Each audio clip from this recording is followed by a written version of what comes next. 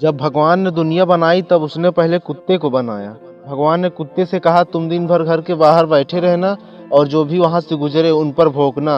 मैं तुम्हें जीने के लिए 20 साल की उम्र देता हूँ। कुत्ते ने कहा यह बहुत ज्यादा है, मैं 20 साल तक कैसे भौंकता रहूंगा।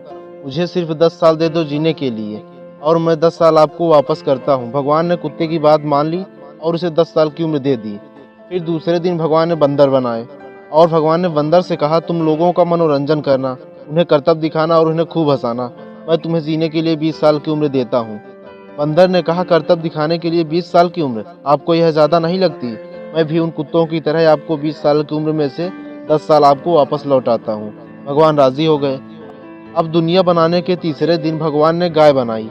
उन्होंने गाय से कहा तुम जंगलों में मैदानों में किसान के साथ जाना और दिन भर तेज धूप में भी किसानों की गुलामी करना और उन्हें पीने के लिए दूध भी देना।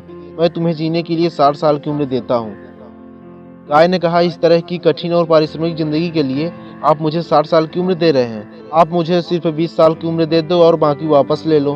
भगवान राजी हो गए और उन्होंने गाय की बात मान ली। अब दुनिया बनाने के चौथे दिन भगवान ने इंसान को बनाया और कहा तुम लोग खूब सोना, भरपेट खाना खाना, खेलना, शादी करना, अपनी जिंदगी में खूब मजे करना।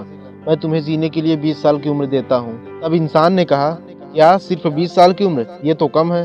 मैं आपको बताता हूँ, आप मेरे 20 साल और 40 वो जो गाय ने आपको दिए थे और 10 कुत्ते ने जो दिए थे और 10 बंदर ने जो दिए थे, ये सब मिलाकर 80 होते हैं। आप मुझे 80 साल की उम्र दे दीजिए। भगवान ने कहा ठीक है। भगवान राजी हो गए, उन्होंने हाँ कर दी।